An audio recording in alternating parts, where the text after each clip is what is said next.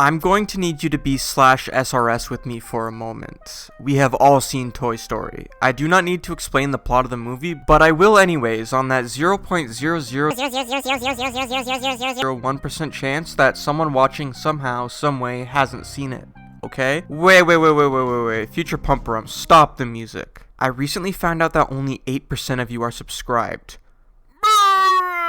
What? Listen, I'm relatively new to this whole YouTube thing, and I'm just getting started out. This is why I need you to click that subscribe button. Seriously though, it does help a massive amount, and you can unsubscribe at any time. Anyways, Toy Story is about Woody, a kind-hearted feller who is a toy and belongs to Andy, a young boy. Andy gets a new toy for his birthday. Buzz Lightyear, the hottest toy around. This makes Woody feel threatened because he thinks that he won't be Andy's favorite toy anymore. On top of this, Buzz is one arrogant space ranger, thinking he's a real spaceman on a mission to return to his home planet. Hey guys, look!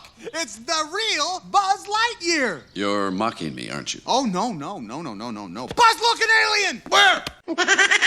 Andy is moving houses and leaves some of his toys behind. So the rest of the movie is essentially Woody and Buzz working together so they can get back to Andy. This is when our heroes run into Sid. Sid is Andy's little shit neighbor. He enjoys tormenting his sister and his toys, taking them apart and building these horrific creatures that spend every waking moment in complete and utter agony. But Sid has no idea that he's hurting his toys because, well, you know, toys aren't usually sentient beings with thoughts and feelings. Eventually, Woody helps Sid's toys by scaring Sid so he never hurts them again. This is when Woody takes it too far. Now I want you to imagine yourself back when you were a simple-minded kid. You believed in Santa and the Queen of England long before life gave you a harsh reality check. Now imagine if a toy spun his head around and spoke directly to you, literally threatening you. We toys can see everything.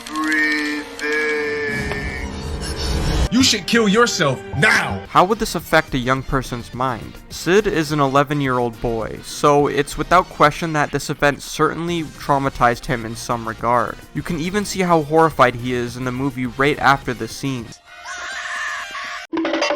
Symptoms of trauma in elementary school children include anxiety, feelings of guilt and shame, having a hard time concentrating, and difficulties with sleeping. Before Woody's act of pure evil, you could already tell Sid was a troubled kid. He frequently picks on his sister, as I mentioned earlier, but him doing all this weird shit with his toys isn't really bad at all if you think about it. While yes, in the Toy Story universe this is probably the equivalent to a war crime, a kid making weird-ass creations capable of walking with his toys wouldn't be seen as evil. It would be seen as genius. After the Woody incident, you could only imagine the crushing guilt Sid has when Woody says, We don't like being blown up, Sid.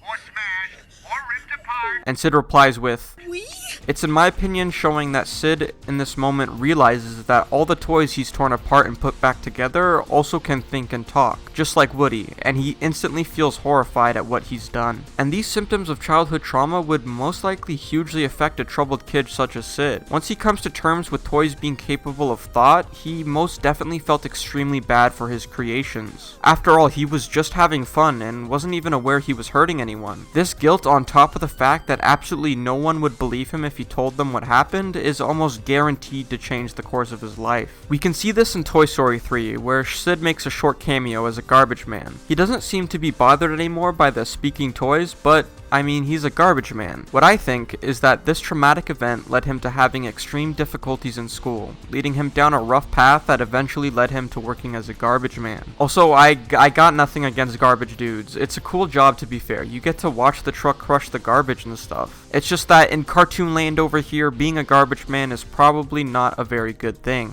But hey, that's just a theory. A pumperum theory. What do you think? Let me know in the comments. And as always, have a good day.